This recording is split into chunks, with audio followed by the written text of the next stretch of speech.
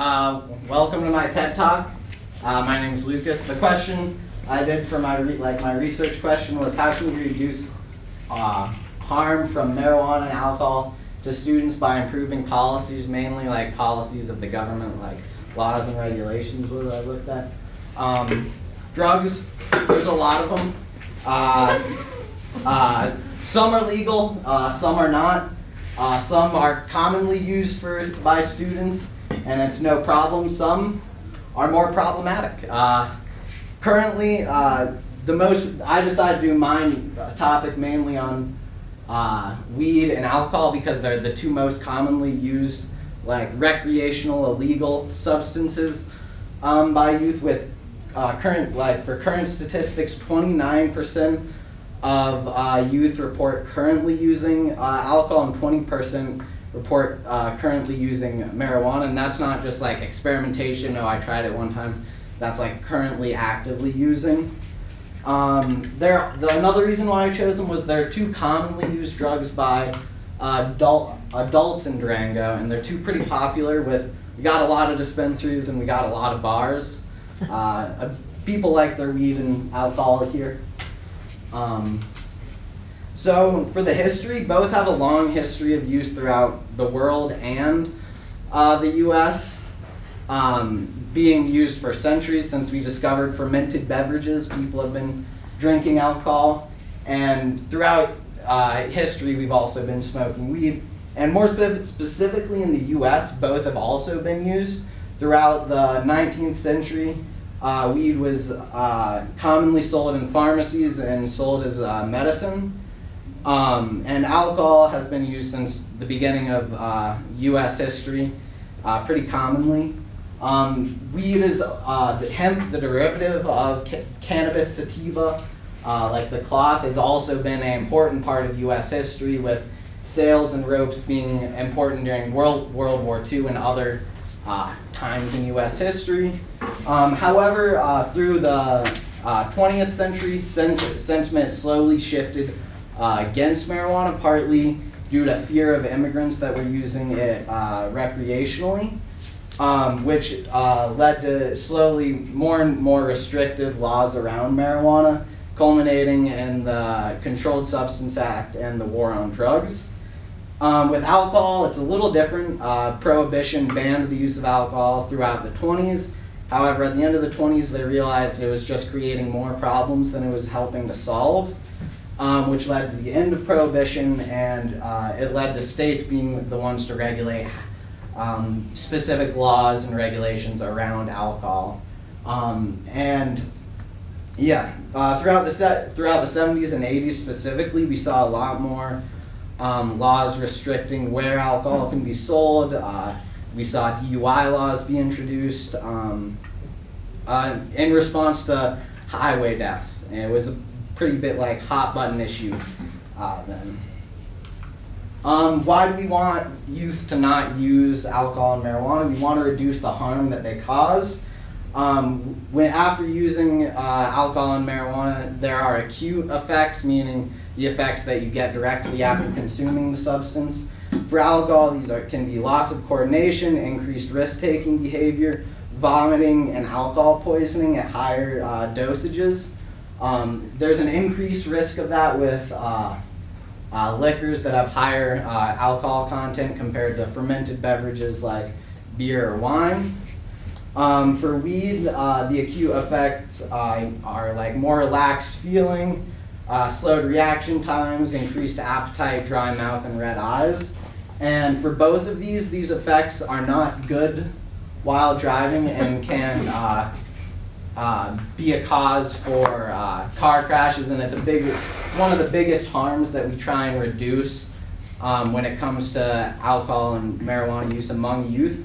One thing to note though is the effects of weed while driving are a little less clear on car crashes and the effect on car crashes than alcohol. One study that I looked at that was looking at actual road tests, where they had people on a road inebriated by both of the substances, they found that with alcohol it was very detrimental. However, with weed, the effects were they showed no impairment on the road test, which they attributed to people like realizing they were being high and like accounting for it. But both are not good to be driving on in general. But though acute, like just the short-term effects aren't just the only harms that come from it. There are also long-term consequences from continued use. With alcohol, cancer, alcohol cirrhosis, and again, long-term addiction, which you can get a dependence on both of these substances, which is not good. And both of these substances, your brain isn't fully developed till you're 25, and both of these substances are not good for your brain's development. They can slow it down. The long-term effects are quite frankly, for weed, are also quite frankly not as well known, especially when it comes to higher concentration forms of weed that haven't really been out in the same forms like in the past and are more common with marijuana legalization. Like you got these high concentration of THC carts that have like up to 90% THC and edibles, and we really don't know the effects of the long-term effects that these are going to have on youth that are using them now. Yeah.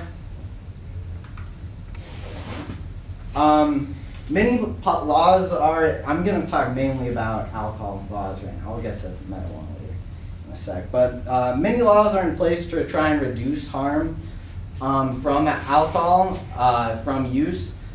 These are penalties to stores that sell to youth, and penalties to individuals that sell to youth.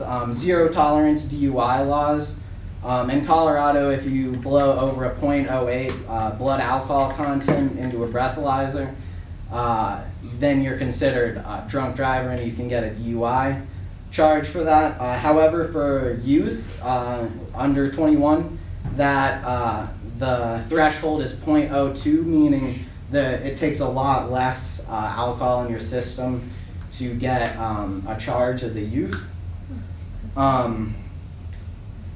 And laws that restrict where and when alcohol can be sold are another example. An example of a law that probably is going to do more harm than good is the recent law, I think it was Proposition 215 in Colorado. I'm not sure exactly what it was.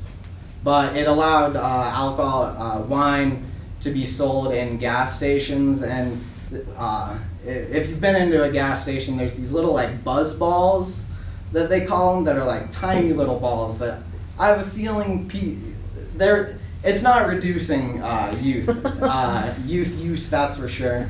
They look like they could pretty easily be slipped into a pocket, and it's just another access point. And the important thing about these laws is that on their own, not all of these laws are able to stop youth from drinking or stop youth from drinking and driving. As an example, the ratio of DUI arrests to DUI episodes, meaning like the amount that people are arrested compared to the amount that that people drunk drive, is .01, which is extremely low, which means that most of the time that people go out and drive under the influence, they're not going to get arrested, and they're not going to be get a charge for that. And it's important that it's like all of the laws come together to reduce harm. It's not just individually these laws are going to do anything. So I'm going on to marijuana policy. It's highly illegal on the federal level, being classified as a Schedule I substance, which is defined as a drug with no currently accepted medical use and a high potential for abuse, which that classification doesn't really make sense, seeing as it does have medical uses. Not all of the, as noted by the fact that we used it medically in the past, and people continue to use it, with many states having legalized marijuana for medical use, and other states legalizing it for recreational use. And this legalization has been, at least medical legalization, the research that's been done on the states that have legalized it medically have shown that it hasn't had an adverse effect on youth, and it hasn't increased use. In fact, in some demographics, it's actually reduced use. However, for recreational, the effect of recreational legalization is less clear, with less states having legalized it and less time since recreational legalization. And going back to its scheduling not making sense, people use it medically. I even know youth that have used it medically. As an example, after getting an injury, I know youth that have been prescribed opioids like Oxycontin, and instead of using those opioids that are highly addictive and do have a high potential for abuse, have instead used marijuana to intentionally not use those substances. And comparing it to other substances on the scheduling list that are on the lower tier, you have things like meth, cocaine, Xanax, ketamine, which are all what I would say are much more potentially harmful substances than marijuana.